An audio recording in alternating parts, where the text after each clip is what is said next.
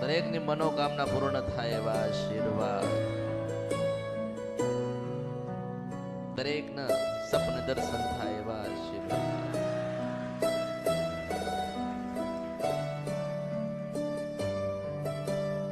ફૂલ નહીં તો ફૂલની પાખડી માના આલીને રાજી કર્યા છો. માં ખૂબ રાજી હશે. જે માને અર્પણ કર્યું હશે એમાં માં રાજી હશે. માં આશીર્વાદ આલતી હશે. કોઈ ખોડિયાલના રૂપમાં સ્વરૂપમાં દર્શન આલતી હશે, કોઈ ચામુંડ માતાના રૂપમાં દર્શન આપતી હશે, કોઈ મેરડી માતાના રૂપમાં દર્શન આપતી હશે, કોઈ બ્રહ્માણી માતાના રૂપમાં દર્શન આપતી હશે, કોઈ મોમાઈ માતાના રૂપમાં દર્શન આપતી હશે.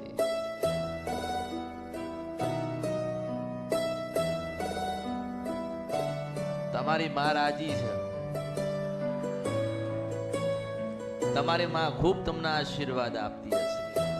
ખૂબ આશીર્વાદ આપે જ છે અને ખૂબ આશીર્વાદ સદાના માટે આપતી રહેશે.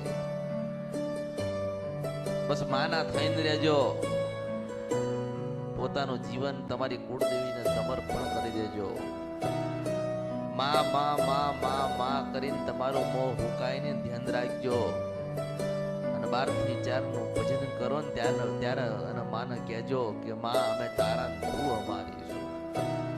મોટો મોટો મહામંત્ર, મોટો મોટો મહામંત્ર માને રાજી કરવાનો કે આપણી માં છે ને કોણ રાજી કરવા આવશે. તમારી માને તમારે રાજી કરવાની કેવી રીતે કે ભક્તિથી, ભજનથી, તપ અને જપથી. હવે નવરાત્રી આવશે તો કોઈ બકરા આપશે ને તો માતા રાજી થશે.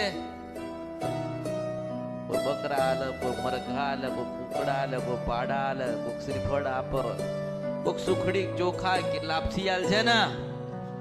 માને તો ભાવ જોઈએ. શું જોઈએ? ભાવ ભાવ ભાવ ભાવ ના. માને ભાવ જોઈએ. જો ભાવ નથી તો કશું જ નથી. ભાવ હશે તો એક માને ફૂલ અર્પણ કર્યું હશે ને એ હજારો લાખો ને કરોડો વખત આશીર્વાદ આપશે. ભાવથી કરેલી ભક્તિ એડે જતી નથી.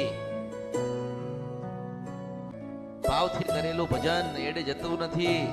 માને ભાવથી શ્રીફળે આલ્યું હશે ને તો એડે જતું નથી. માં સ માગશે નહીં. કોઈને કીધું નથી કે તું મને બકરો હાલ.